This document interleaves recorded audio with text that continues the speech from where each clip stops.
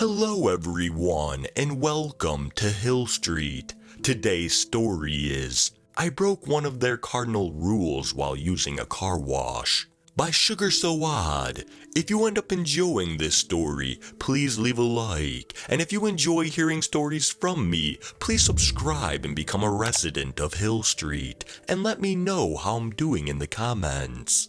Now, let's get to this nightmare. I let out a sigh of frustration as I looked at the dirt that coated my windscreen. I sprayed water and used the wipers to clean it, but unfortunately made it worse. I was nearly home and considered washing it myself, but knew that I was too lazy to do that. I spotted a car wash ahead and decided to just bite the bullet and pay to get it cleaned.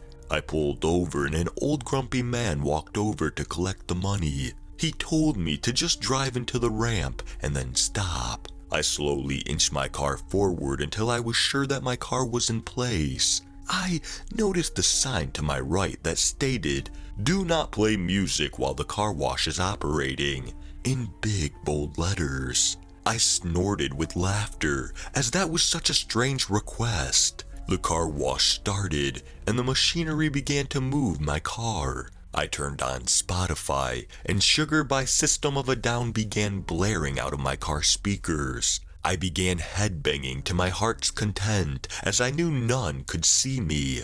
The song had just finished when I gazed into the rearview mirror to see two people sitting in my back seat. I instinctively spun around and was confused to see none there. I faced forwards again and my heart caught in my throat as I spotted the people in the mirror once again.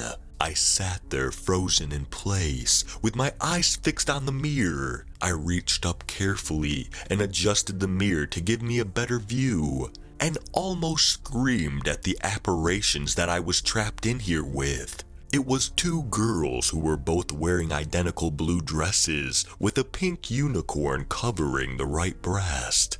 It took all my willpower to raise my eyes and gaze at what remained of their heads. Their head ended just above their mouths, as if something had just sliced straight through it. They seemed to be smiling away, with their tongues hanging out of their mouths. They seemed to be bopping away to the music, and every time they moved, their tongues moved side to side like a pendulum clock.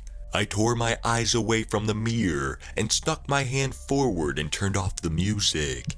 I could hear my heart pounding in my chest as the suds from the car wash engulfed my car. I nearly screamed as I felt the breath touch both of my ears. I raised my eyes to the mirror to see both girls had their heads on either side of me and seemed to be scrutinizing the side of my face. I began reaching for the door handle, but stopped as I saw the hot foam spray across the car. I tried not to flinch away as the girls' hands began moving across my body. They inspected every nook and cranny, and I felt my bladder release as the terror overwhelmed me.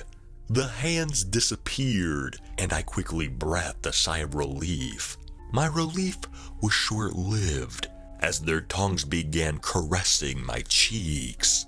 Their tongues felt like sandpaper, and I could feel something running down my face, which I can only assume was blood. My entire body was now shaking uncontrollably as their tongues began targeting my ears. The primordial part of my brain was screaming at me to just jump out of the car, but my body was refusing to comply.